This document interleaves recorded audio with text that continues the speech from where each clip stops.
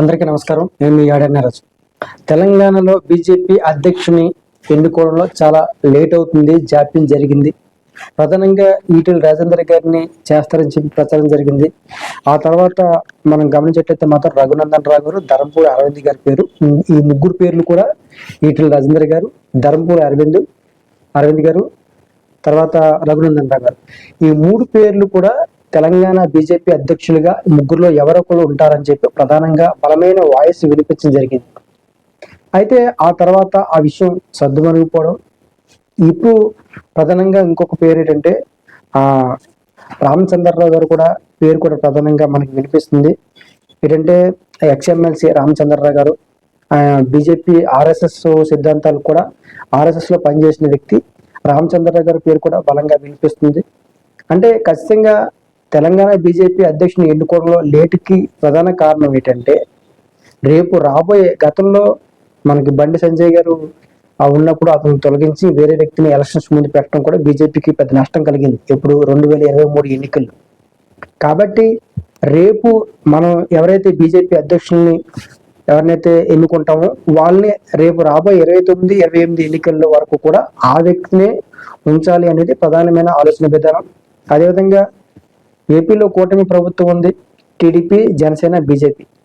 తెలంగాణలో కూడా TDP, Janasena, BJP మూడు కలిసి రేపు రాబోయే ఎన్నికల్లో పోటీ చేసే అవకాశం ఉందా? ఉంటే వాటిని కలుపుకొని వెళ్ళే వ్యక్తిని కూడా చూస్తున్నారు.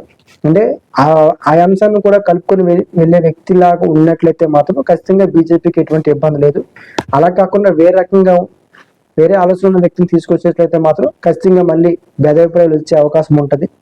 కాబట్టి రేపు రాబోయే ఎన్నికల దృష్టిని ఉంచుకొని, అదేవిధంగా ఏపీలో కూటమి ప్రభుత్వం అధికారంలో ఉంది కాబట్టి టీడీపీ, జనసేన ఇదే సిద్ధాంతం బేస్ చేసుకొని రేపు తెలంగాణలో కూడా పోటీ చేసే అవకాశం ఉంటే అప్పుడు ఖచ్చితంగా ఎవరైతే బీజేపీ అధ్యక్షులుగా ఉండబోతున్నారో వాళ్ళు ఈ రెండు విషయాల్ని కూడా కోఆర్డినేట్ చేసి ఏ రకమైన సీట్ల పంపకాల్లో కావచ్చు, ఏ విషయంలో కూడా విభేదం రాకుండా ఉండే వ్యక్తిని, రాజకీయపరమైన అనుభవం, ఈ రెండు విషయాల్ని, మూడు అంశాలని కూడా, తెలంగాణ అంశాన్ని, అదేవిధంగా రేపు ఆ కూటమి సంబంధించిన జనసేన, టీడీపీ తోటి కూడా కరెక్ట్గా వ్యవహరించే విధానం, ఈ అన్ని అంశాలని పరిశీలించిన వ్యక్తిగా ఏ రకమైన విభేదాలకు తావు లేకుండా ఉండే వ్యక్తిని ఈ యొక్క తెలంగాణ బీజేపీ అధ్యక్షుని ఎన్నుకునే అవకాశం ఉంటుంది.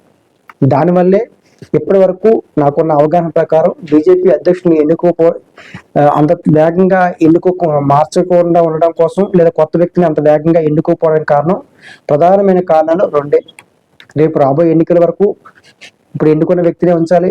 అదేవిధంగా టీడీపీ, జనసేన రెండు కూడా తెలంగాణలో పోటీ చేస్తాయి కాబట్టి రేపు రాబోయే ఎన్నికల్లో వీళ్ళని కూడా కోఆర్డినేట్ చేసి తీసుకెళ్లే వ్యక్తి కూడా కావాలి. కాబట్టి ఈ రెండు అంశాలని ఎవరైతే బలంగా తీసుకెళ్లగలుగుతారో, ఎవరైతే బలంగా స్థిరంగా ఉండగలుగుతారో అలాంటి వ్యక్తికి తెలంగాణ బీజేపీ అధ్యక్షుల పదవి ఇచ్చే అవకాశాలు ఉంటాయి.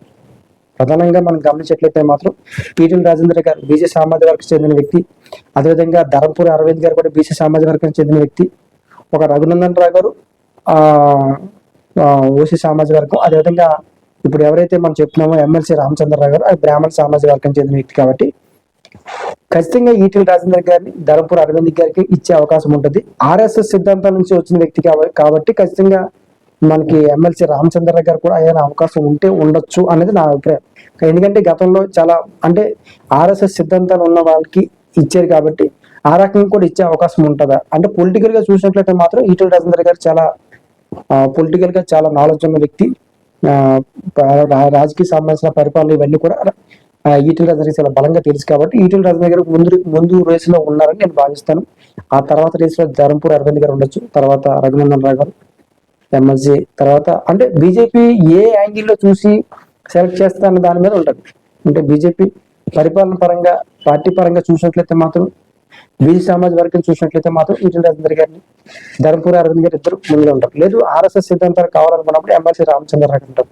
ఇలాగా వాళ్ళు బీజేపీ పార్టీ ఏదైతే సిద్ధాంతం ఏ యాంగిల్లో చూస్తుందో చూసే యాంగిల్ని బట్టి ఆ క్యాండిడేట్ ని సెలెక్ట్ చేసే అవకాశం ఉంది. కాబట్టి తెలంగాణ బీజేపీ అధ్యక్షుడిని ఇంకా ఎవరిని సెలెక్ట్ చేయలేదంటే దీనికి ప్రధానమైన కారణాలు ఇవి. Thank you.